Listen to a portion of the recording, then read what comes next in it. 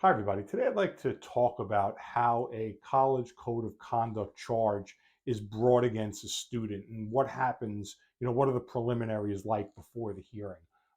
What's the process? So, what will usually happen is the student will get notified by the school that they've been charged or they're under investigation for something.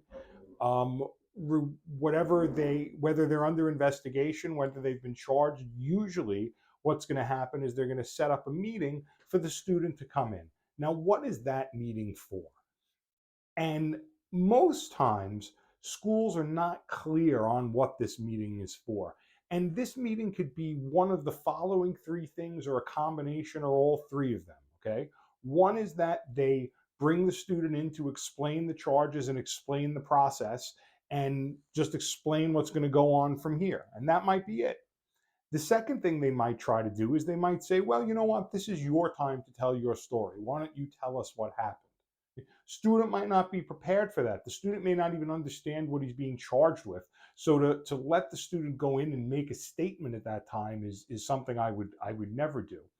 And the third thing they could do is they could, based upon what they know or what the student said, they could make a decision and say, well, I'm finding you this. It could be almost like a mini hearing, this preliminary hearing. Again, you have to look at the school's code of conduct to see what they do, but some don't aren't clear on exactly what's going to happen.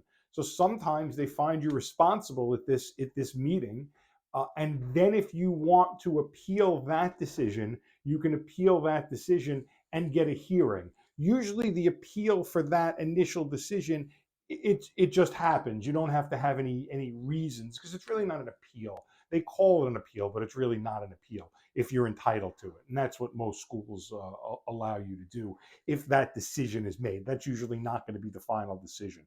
You're allowed to.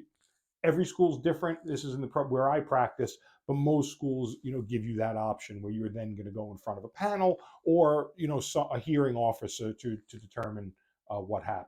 So that's basically the preliminaries. What I do if I'm going to get involved in something, I usually have the client send an email, so we clarify a couple things. We try to get as much information as we can before we go in and have this meeting. We may have the meeting, we may not have the meeting. It all depends upon the case. It all depends upon what I think is going to help my client. So we try to get information from them, pin them down on some things in terms of what we're allowed to do and what we're not allowed to do, and then we move forward and we prepare for the hearing.